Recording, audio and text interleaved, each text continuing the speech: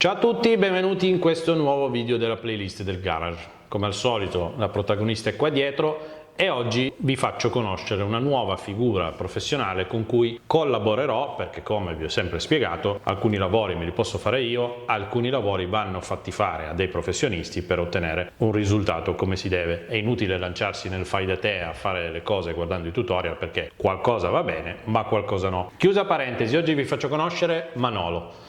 Manolo è un esperto nel settore della verniciatura, ma non verniciatura tradizionale, ma verniciatura a polvere.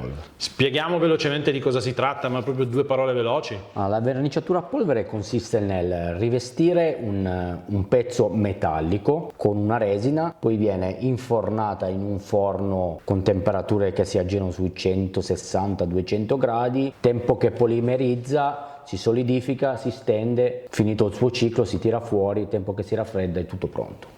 Capito. Funziona tutto elettronicamente. Caratteristica principale della verniciatura a polvere è che comunque è più resistente. È molto più resistente che la vernice classica, esatto, ma anche per una questione di spessori. Ma tanto ve lo facciamo vedere, ci saranno delle clip, vi facciamo vedere le lavorazioni, come funziona, perché poi una cosa particolare che va spiegata è che praticamente la vernice tramite un processo elettrostatico si attacca, non è come la verniciatura tradizionale che buttate vernice che poi cola, è un altro procedimento. Praticamente il pezzo attrae la vernice, perché viene posizionata una massa negativa al pezzo, si usa una pistola che nel mio caso è a tribo che crea positività, si attacca. Per un esempio classico, quando strofini la mano su una maglia di lana, sai che tira i peletti, la stessa cosa. Spettacolo, questa cosa è una figata allucinante.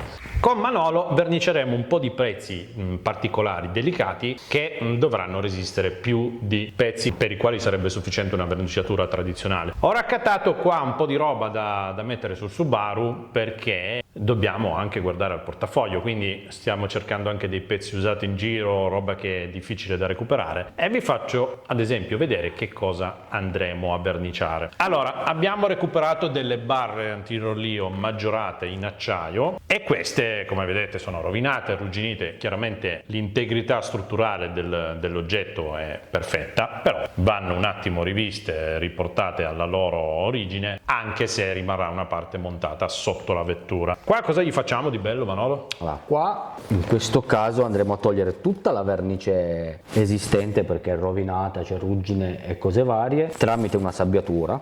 Ok. Lo portiamo a sabbiare, diventerà tutto di un colore grigio e poi si vernicerà. Stessa cosa per gli altri pezzi. Stessa cosa per l'altra barra antirollio, sempre in acciaio. Questo è un rinforzo da mettere sotto la vettura che è di alluminio, ma farai la stessa cosa. Facciamo la stessa cosa. Quindi acciaio e alluminio, ci comportiamo più o meno allo stesso modo. Sì. Se è proprio delicatissimo, l'alluminio a volte viene anche sverniciato. Portato proprio a materiale. E non sabbiato, che è diverso. Figata. Questa è una lavorazione meccanica, questa è una lavorazione chimica. Figata. Oggi non abbiamo la birra perché me la sono dimenticata, chiusa parentesi. Poi abbiamo delle parti di un sistema di aspirazione che sono in alluminio già verniciate, ma queste ad esempio sono a polvere perché si sfoglia.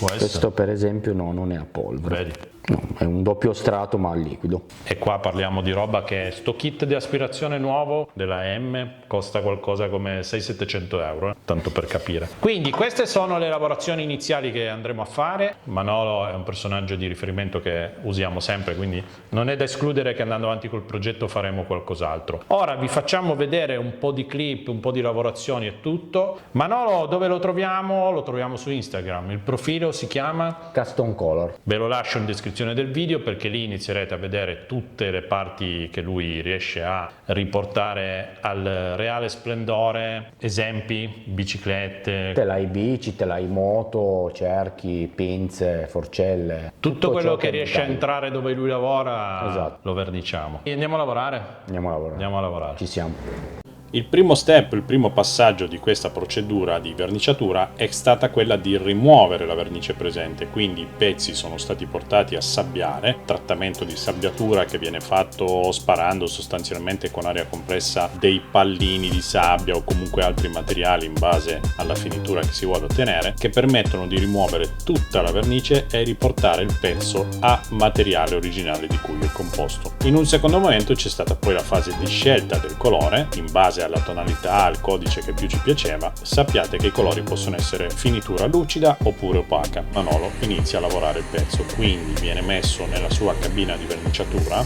Potete già notare che non è una vera e propria verniciatura. Vedete che sotto alla barra c'è quella pinza, no? Per il discorso che facevamo prima della procedura di attaccamento elettrostatica. La vernice non è poi una vernice, è proprio una polvere messa dentro la pistola che viene praticamente lasciata uscire e automaticamente viene attratta dal pezzo su cui si deve depositare. Stessa procedura per le parti in alluminio, quindi prima abbiamo fatto le barre in acciaio, poi siamo passati all'alluminio, ma non cambia nulla, il procedimento è lo stesso. Notate come la vernice vada ad attaccarsi al pezzo e non ci sia neanche la preoccupazione di doverlo stendere particolarmente bene, perché in pratica è come se il pezzo da solo decide dove mettere la vernice, perché va esattamente nei punti dove manca. Avrete già notato anche nella verniciatura di questi tubi che in fase di deposito della polvere i pezzi risultano opachi, ma questo fa parte della prima fase di deposito della polvere, poi dopo vedrete che cambierà tutto. Arrivati a questo punto, deposito della vernice, della polvere ultimata, si mettono in forno e a fine trattamento, diciamo a fine cottura, vedete che invece i pezzi prendono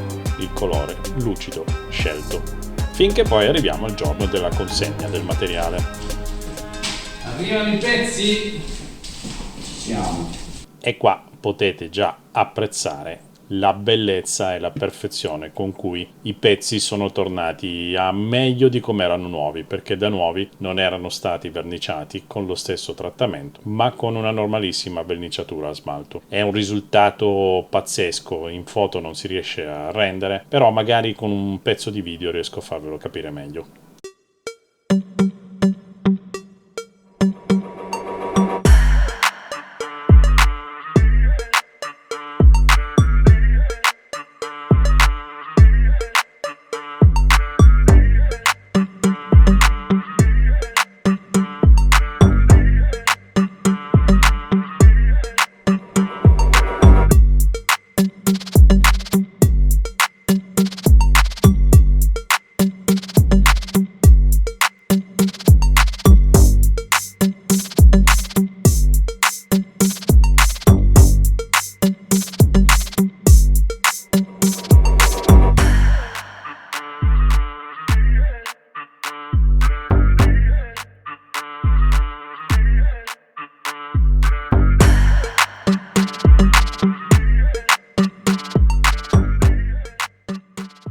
Bellissimi, non c'è niente da dire, qualità pazzesca. Questo pezzo non so se ve lo ricordate, rosa, guardate che bello, non c'è un punto dove non sia perfetta. Ovviamente non esistono le colature, non c'è neanche pericolo che vengano fuori. Guardate che roba, bellissimo.